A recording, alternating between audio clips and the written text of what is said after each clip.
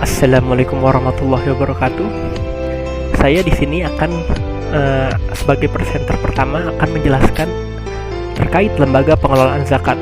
Yang pertama kita lihat dulu dari definisinya.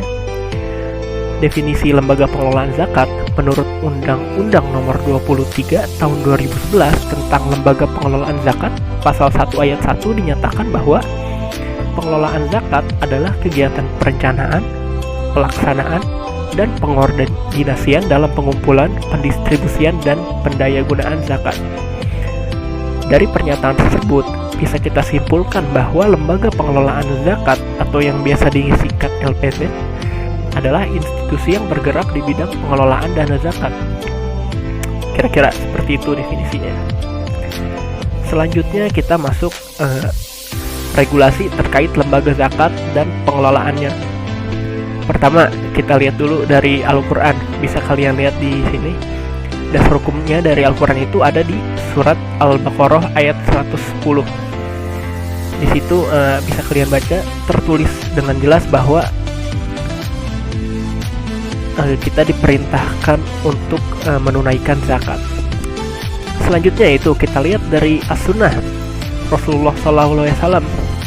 Nah, di sini ada sebagaimana sabda dari Rasulullah SAW yang berbunyi, dan mereka tidak enggan membayar zakat kecuali daerah tersebut dihalangi dari hujan.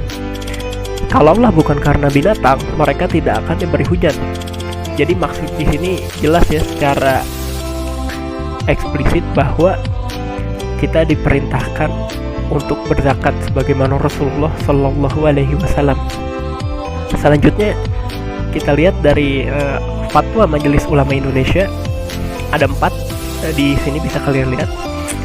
Yang pertama yaitu nomor 8 tahun 2011 tentang amil zakat, nomor 13 tahun 2011 tentang hukum zakat atas harta haram, nomor 14 tahun 2011 tentang penyaluran harta zakat dalam bentuk aset kelolaan, dan yang terakhir yaitu nomor 15 tahun 2011 tentang penarikan, pemeliharaan, dan penyaluran harta zakat.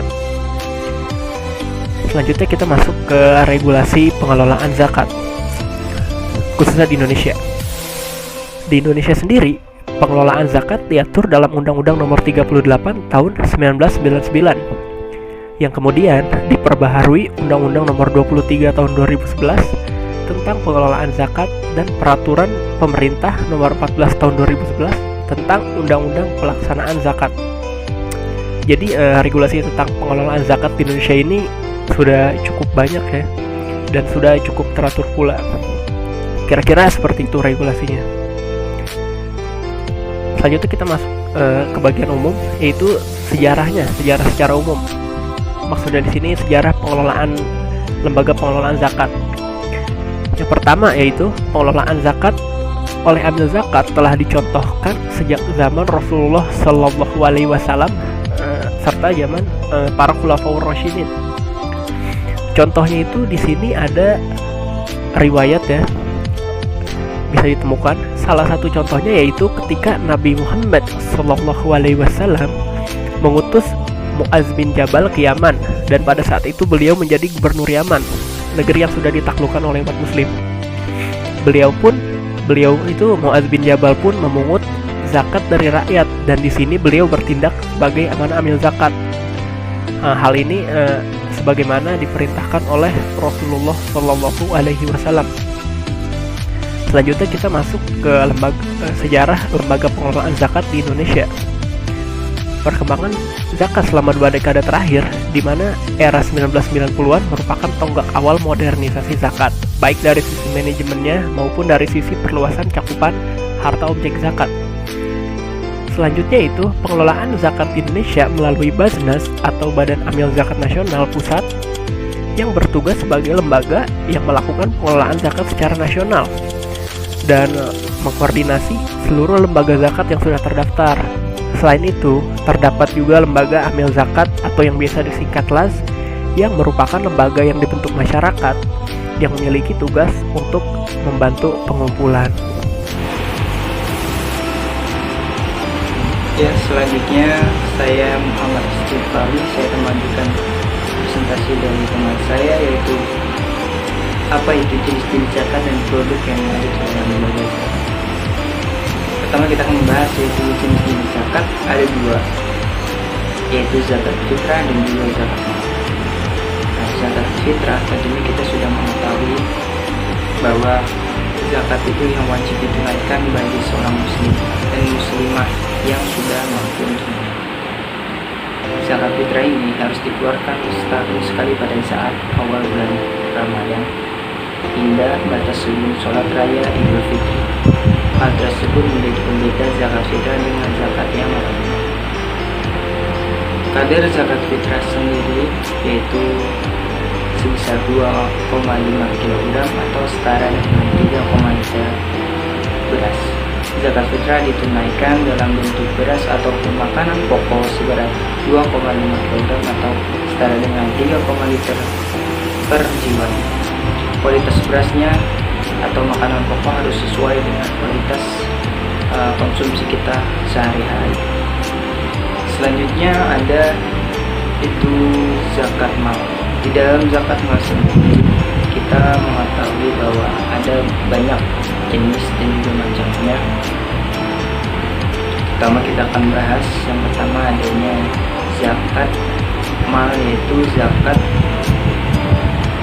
yang dimaksud dalam zakat mal ini adalah zakat yang dikenakan atas uang, emas, surat berharga atau aset yang kita sewakan. Kita langsung saja membahas ke yang pertama di zakat penghasilan. Zakat penghasilan atau yang juga dikenal sebagai zakat profesi adalah bagian dari zakat mal yang wajib dikeluarkan atas harta yang berasal dari pendapatan. Selanjutnya ada zakat emas dan juga perak. Zakat emas dan perak ini merupakan zakat yang dikenakan atas emas dan perak logam lainnya yang telah mencapai nisab dan aud. Zakat emas dan perak ditunaikan jika seorang muzaki memiliki emas mencapai nisab senilai 85 gram atau perak dengan mencapai nisabnya 550. Selanjutnya ada zakat perdagangan. Itu adalah zakat yang dikeluarkan dari harta niaga, sedangkan harta niaga adalah harta atau aset yang diperjualbelikan dengan maksud untuk mendapatkan keuntungan. Selanjutnya ada zakat perusahaan. Kita menganalogikan zakat perusahaan kepada zakat perdagangan. Hal ini dikarenakan jika pandang dari aspek legal dan ekonomi, kegiatan sebuah perusahaan intinya berpijak pada kegiatan trading atau perdagangan. Dan karena itu secara umum pola pembayaran dan perhitungan zakat perusahaan dianggap sama dengan zakat perdagangan. Selanjutnya ada zakat saham. Zakat saham ditetapkan berdasarkan kesepakatan para ulama, itu bahwa hasil dari keuntungan investasi wajib dikeluarkan zakat. Yang terakhir ada zakat reksadana. Zakat ini ditetapkan berdasarkan kesepakatan para ulama juga bahwa hasil dari keuntungan investasi wajib dikeluarkan zakatnya. Selanjutnya kita akan masuk ke dalam produk dan akad dalam pengelolaan zakat. Kita masuk, ada zakat produktif. Teman-teman perlu tahu bahwa zakat produktif merupakan terobosan yang dianggap tepat karena zakat produktif memiliki manfaat jangka panjang bagi mustahik, bahkan mengangkat derajat mustahik menjadi muzaki sebagai tujuan utama dari zakat. Maksud dari zakat produktif di sini adalah penyaluran dana zakat untuk tujuan-tujuan produktif dan memiliki dampak yang panjang. Dan distribusiannya, zakat dahulu biasanya bersifat konsumtif berupa uang ataupun barang, sehingga hanya akan habis untuk mengkonsumsi saja. Hal ini tidak memiliki dampak apapun dalam meningkatkan derajat mustahik menjadi muzaki, karena ketika uangnya habis, si mustahik akan kembali hidup susah seperti itu. Selanjutnya, di lembaga zakat ataupun amil zakat yang tanggung jawab sepenuhnya atas dana yang dihimpun dari masyarakat. sehingga amil dituntut berpikir keras dalam menciptakan suatu sistem zakat yang ampuh untuk mensejahterakan mustahiknya zakat. Salah satu cara yang digunakan amil adalah sistem permodalan. Yang pertama ada permodalan skema Al-Hasan, dan yang kedua ada permodalan skema Mudharabah, dan yang ketiga ada permodalan skema Murabahah. Yang pertama, kita mengetahui bahwa skema permodalan Al-Hasan ini bertindak sebagai pemilik modal meminjamkan modalnya ke orang. Pinjaman ini tidak dikenakan bunga atau bagi hasil karena memang sesuai namanya, yaitu pinjaman yang bersifat sosial. Yang kedua ada permodalan skema Mudharabah. Nah, dalam skema ini yang bertindak sebagai pemilik modal dan mustahik sebagai pengelola, jadi kemampuan kerjasama. Dan yang ketiga ada permodalan skema Murabahah. Akad ini menjadikan pihak amil sebagai penjual dan pihak mustahik sebagai penjual. Terima kasih.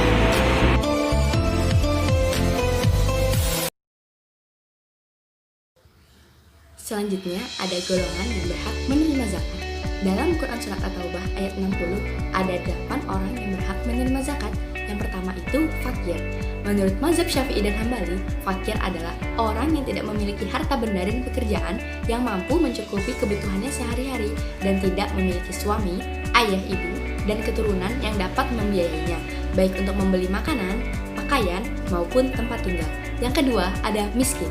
Miskin adalah orang yang memiliki harta atau usaha yang dapat menghasilkan sebagian kebutuhannya, tapi tidak mencukupi. Yang ketiga ada amil. Amil atau biasa disebut panitia zakat merupakan orang yang bekerja mengumpulkan zakat. Bagian zakat yang diberikan kepada amil dikategorikan sebagai upah atas kerja yang dilakukannya. Yang keempat ada rikob. Rikob adalah para budak yang dijanjikan akan merdeka bila membayar sejumlah harta kepada tuannya.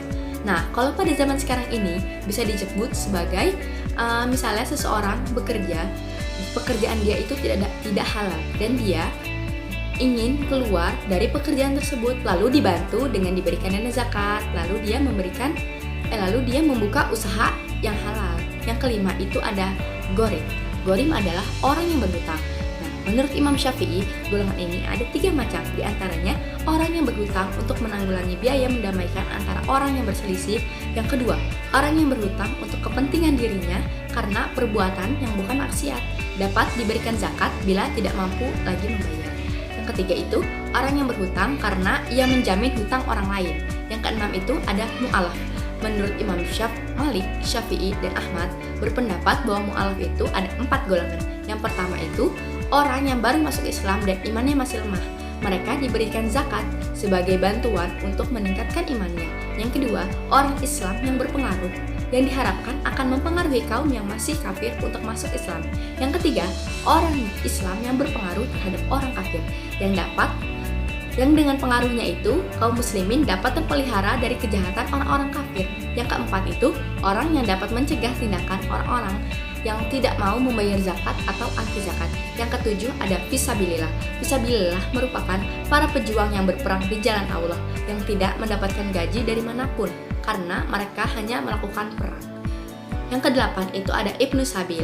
Ibnu Sabil adalah orang yang berpergian dan kehabisan bekal serta terpisah dari harta bendanya, seperti kaum pengungsi yang mengungsi karena peperangan, kerusuhan, dan terpaksa meninggalkan harta bendanya dan tidak bisa mengambilnya. Kemudian ada operasional lembaga pengelolaan zakat. Yang pertama itu ada pengumpulan. Nah, pengumpulan zakat dilakukan oleh Badan Amil Zakat dengan cara menerima dari muzaki atau mengambil dari muzaki atas dasar pemberitahuan muzaki. Nah, dalam pengumpulan zakat ini terdapat lembaga yang berwenang, yaitu Badan Amil Zakat, di mana dalam operasionalnya masing-masing bersifat independen dan otonom sesuai tingkat kewilayahannya. Yang kedua itu ada Lembaga Amil Zakat, yang merupakan institusi pengelola zakat yang sepenuhnya dibentuk atas prakarsa masyarakat dan dikelola oleh masyarakat sendiri. Cara pengumpulan zakat itu, yang pertama itu ada pembentukan unit pengumpulan zakat, yang kedua pembentukan konter penerimaan zakat, yang ketiga pembukaan rekening bank, yang keempat itu penjemputan zakat langsung, yang kedua itu operasionalnya itu setelah dikumpulkan dana zakat, kemudian langkah selanjutnya itu pendistribusian zakat, yaitu dengan melakukan distribusi lokal atau lebih mengutamakan mustahik dalam lingkungan terdekat dengan lembaga zakat dibandingkan pendistribusian untuk wilayah lainnya. Namun, apabila ternyata zakat hanya dipergunakan sebagian saja atau tidak sama sekali karena tidak ada lagi dan tidak ditemukan mustahik yang berhak menerima di daerah tersebut, maka diperbolehkan zakat didistribusikan keluar daerah, baik dengan menyerahkan penanganannya kepada pemimpin negara atau kepada lembaga zakat pusat. Yang terakhir itu pendayagunaan. Pendayagunaan zakat adalah bentuk pemanfaatan dana zakat secara maksimum tanpa mengurangi nilai dan kegunaannya, sehingga berdaya gunakan untuk mencapai kemaslahatan umat. Baik, sekian dan terima kasih. Selanjutnya adalah analisis SWOT, bisa dilihat di sini. Ya. Yang pertama itu adalah strength. Strength-nya ialah negara Indonesia memiliki warga yang mayoritasnya ialah Muslim terbesar dunia, sehingga Indonesia memiliki dana jiswab terbanyak di dunia. Yang kedua itu ada weakness, bisa dilihat di sini. Weakness-nya itu adalah keterbatasan alokasi dana untuk setiap programnya. Selanjutnya ada opportunities, bisa dilihat ya di sini. Opportunities-nya itu ialah adanya stakeholder.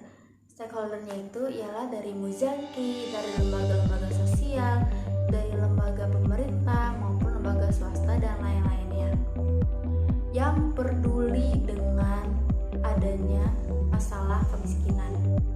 Selanjutnya itu ialah treat-nya ialah tuntutan kebutuhan hidup yang semakin berat membuat masyarakat untuk berpikir ulang untuk melakukan sesuatu tersebut.